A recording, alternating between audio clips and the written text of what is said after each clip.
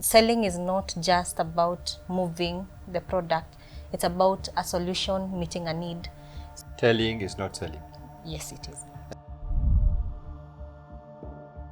Through questions, you're able to fact find, establish what their goals are, and you're able to tailor-make a plan that suits their needs. Okay, welcome to the discussion. My panelists, I give you a chance.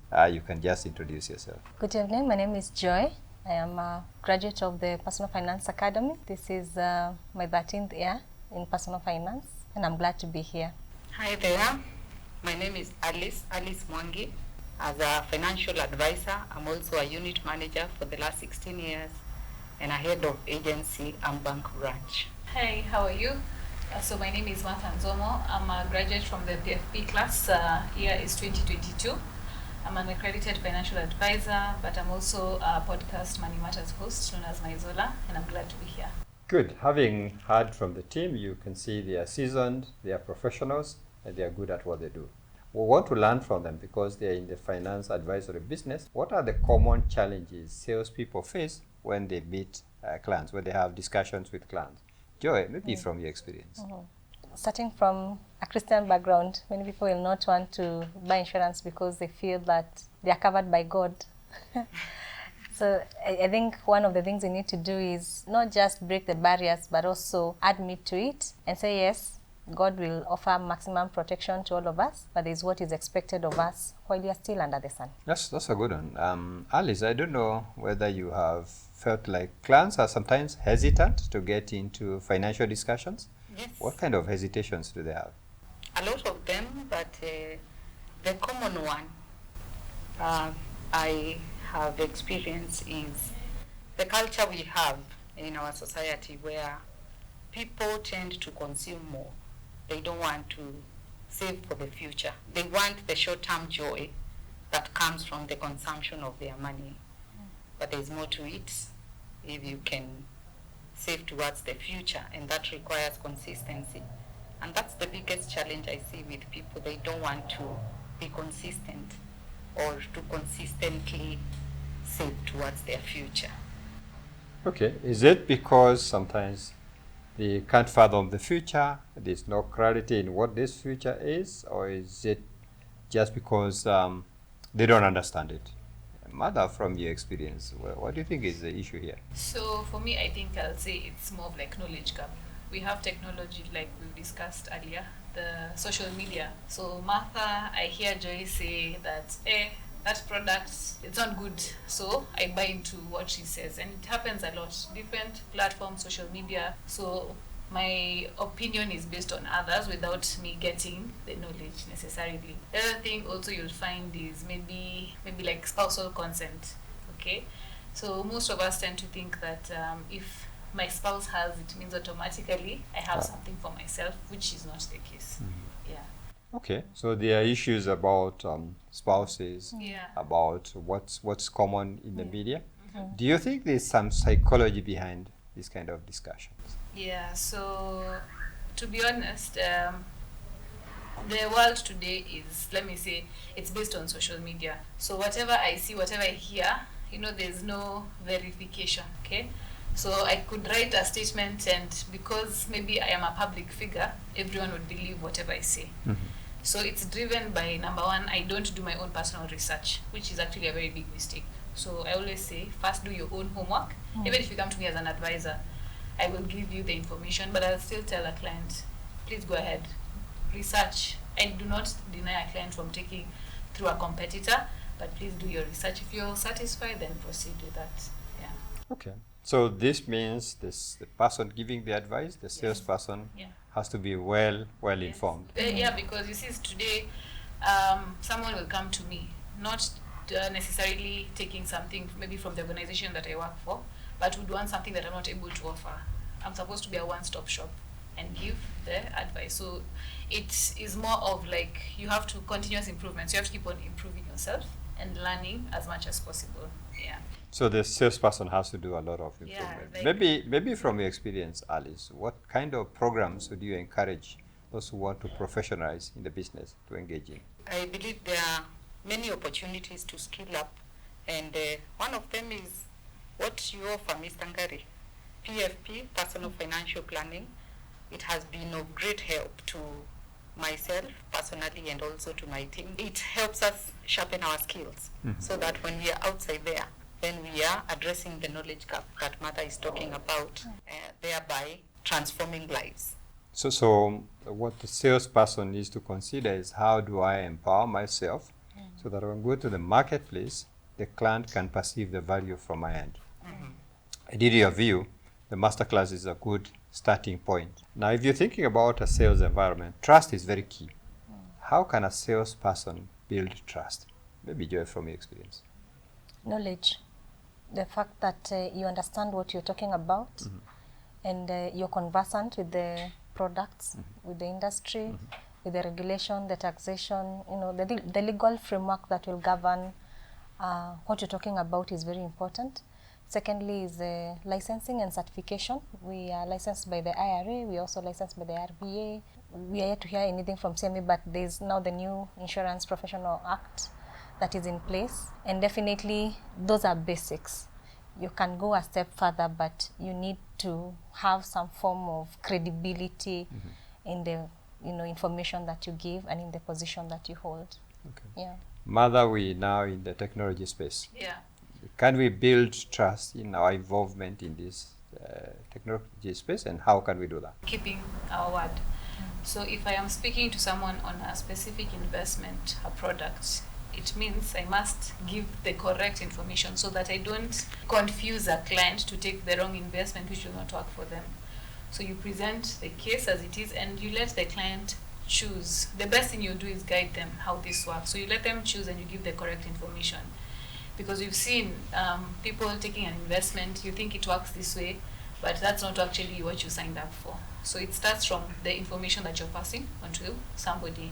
And even from technology or social media platforms, that's another place or an audience that you have. It also means that you give the correct information there, so you avoid lies. I wouldn't want to lie to an audience, okay? Because now that's worse, because it's black and white. I cannot take it back. I mean, people would screenshot it, it could trend, we have sponsored ads, so it goes to everywhere. So whatever we talk, whatever we write should be the right thing. Okay. So my understanding is, you are the guide, you are the advisor, you have to be well informed, including outside the products that you're carrying in your bouquet. You have to understand all the products in the industry, so that in turn, as you're guiding somebody, then you're able to offer them the probable solution. Yeah. What happens when you stumble in something you are not even aware? It is very embarrassing. I think that's the word I'll say, because you cannot, the person will doubt whatever trust, whatever values they thought you had. That is, your ambassador has gone. So even the people they would bring to you, that is all gone. And that's why I keep on saying, just be honest, okay? And I think what I liked from the PFP class, when I did it 3 years ago, I wasn't so well versed about many things, but it was our eye opener.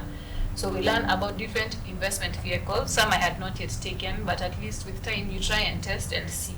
So the advantage of that, you're able to now explain to the client, like you're the ambassador there, and at least you're able to give them the pros and the cons of that investment because you've tried and tested.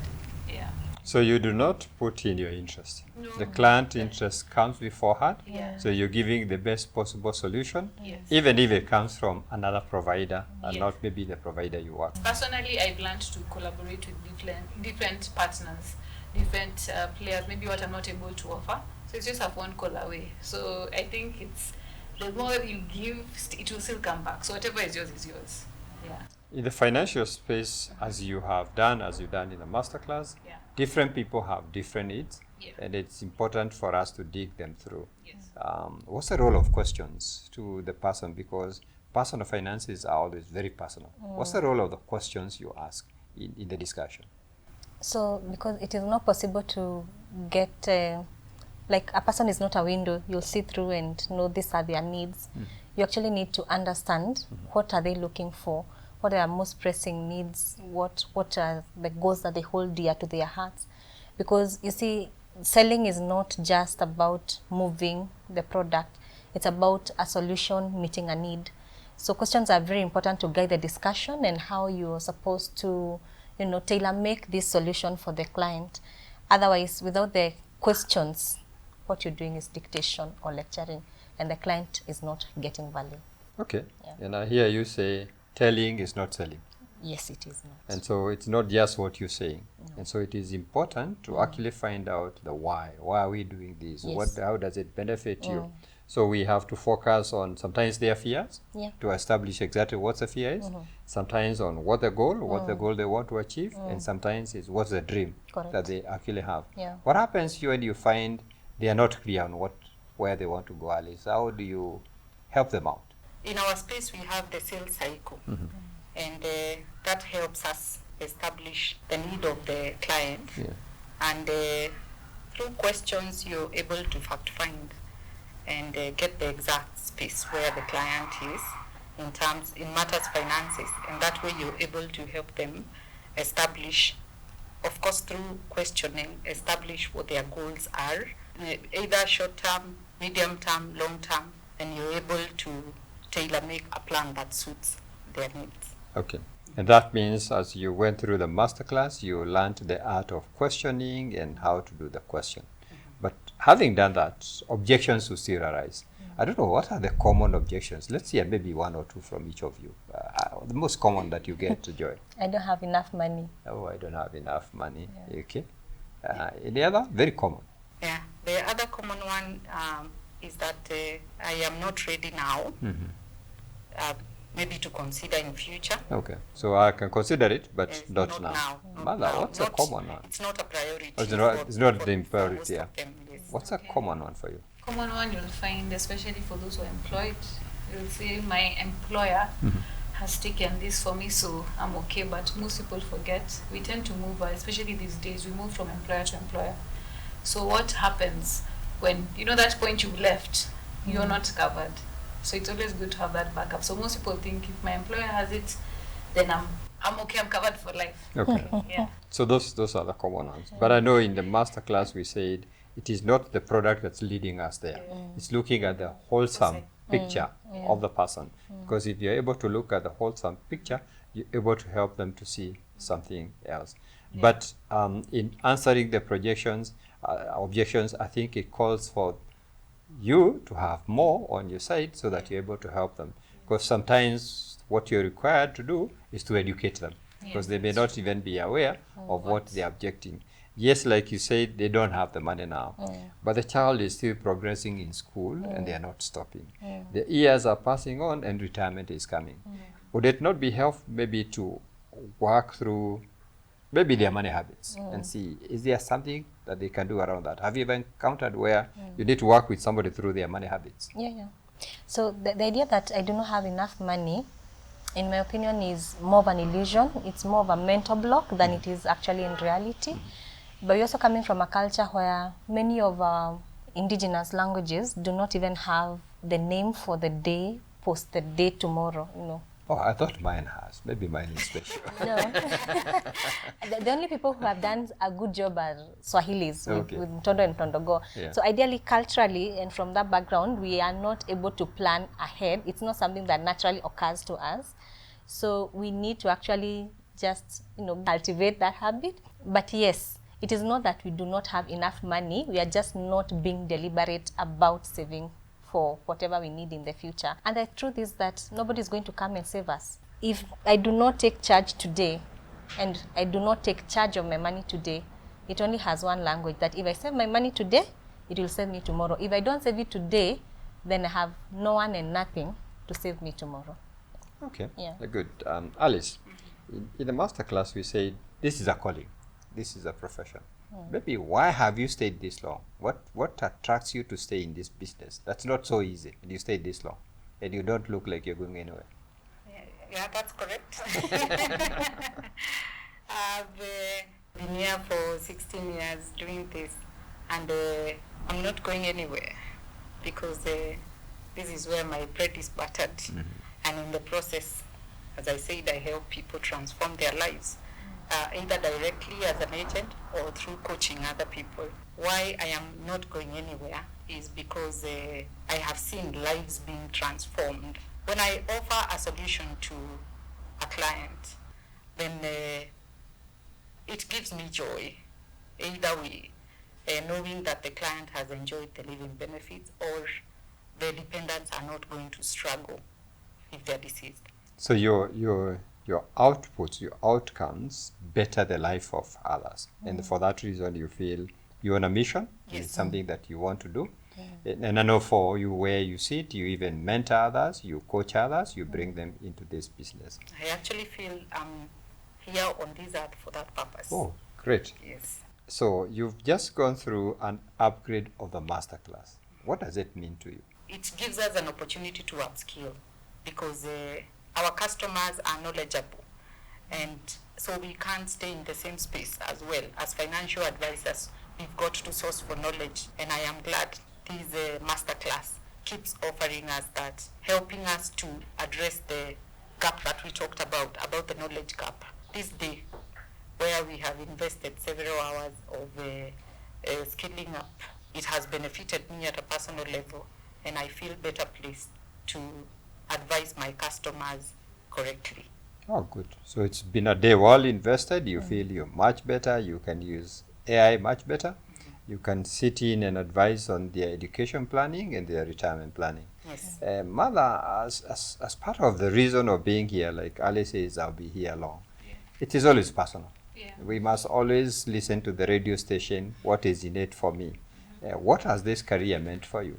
Well, so I changed or I moved careers like close to 4 years ago, because I was in banking for close to 7 years. So now I transitioned to this other side. My passion is here. Yes, I loved what I used to do, but I did not feel really fulfilled, because actually when I was still there, I was actually guiding people on what to do with their finances and all that. My calling is here. So for me, it's passion that drives me every day. Yeah. So you're happy the passion drives you here? Yeah. So what does an upgrade of a masterclass then mean for you?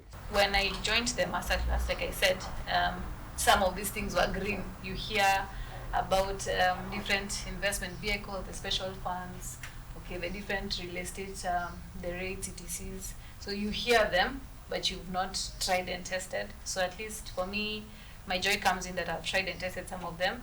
I understand when some of the funds, in terms of investment, some invest locally, offshore. Where exactly is this offshore? Why offshore?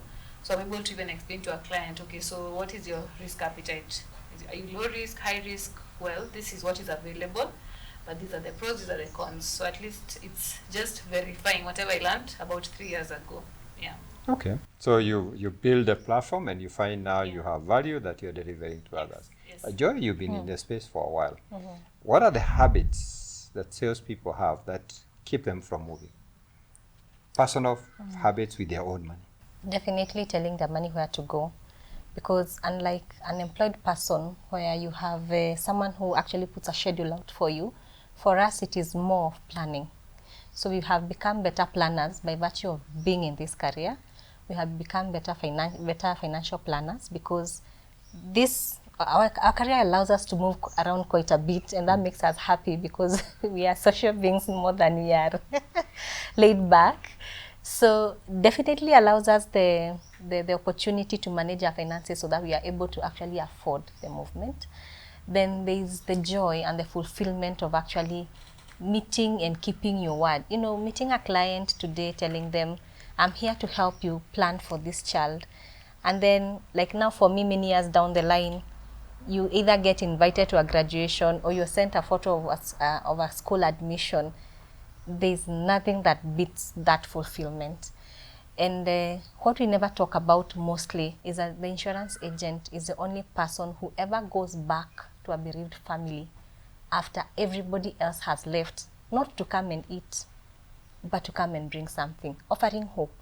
So that is to say that we have also developed resilience, because if we ever lose a client, we will not mourn, you know, with the family. Nobody will ever recognize us as an insurance agent.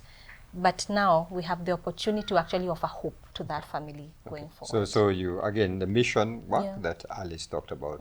But Alice, you lead a team, you led a team. They have bad money habits. What are those bad money habits salespeople have? Yeah. Salespeople I being one of them. You can earn big money and you can also earn no money at all. So I think the frequency of when you get it and when you don't have it, and that being an excuse has contributed largely to the bad financial planning of salespeople, and we are remedying that by the trainings that we offer, and we are relating better with our money, knowing that today you can have so much and tomorrow you may not have. And at a personal level, I would still refer back to the masterclass, how it helped me at a personal level, because before I did the masterclass, I never really used to track my expenses as a salesperson. You can understand that our day yesterday is not the same today. The clients that I have to see today could be different to the ones that I will see tomorrow. The ones that I will see tomorrow may be far off. I may need more fuel than I require today. So our expenses tend to vary on a daily basis. And when I sat for the masterclass and I was able to track my expenses, I actually did that religiously for 3 months. It helped me become a better financial planner at a personal level, and also that helps me to help other people because it's something that I have gone through. It also applies when it comes to investments. You can't, as a salesperson, as a financial advisor, you can't be speaking investments when you're not doing them. So it gets you to that level, that space where you first of all do it, then you can preach to others. You can preach. So to you yourself. actually learn it, you practice it yourself, and you're Yes. actually able to tell others. Yes. So, Martha, if you're speaking to somebody who's never engaged in the masterclass, Yeah. what reason do they have to come to the masterclass? Okay. You have to be on the continuous quest of learning and sharpening your skills. Okay. So to me, it was more of like, okay, let me go back. So I have practiced from the PFP class. Now let me go and see, am I implementing? Because when you're told, you're just told. Now you give your time to implement, and then you come back and see and check the boxes, and you know what are some of the areas you can improve on. Something that was not there like 3 years ago. We were not talking about things like AI. So today we have a lot of work, we have a lot of clients, but I can quickly have, like, let me call it, someone said a secretary to assist me at least to make my presentations better, communicate better. If I am sponsoring ads, if I want to pass my message across my different social media platforms, I can just do it at one click instead of having so much time consuming by posting on one social platform. So yeah, you keep on improving. Like I said, the AI was not there, it's there with us, so how will you use it to better ourselves and our clients as well? Yeah. Okay, so you have had an opportunity, you build a foundation, and then you build it. Even better. For you, Joyce, what does an upgrade mean for you?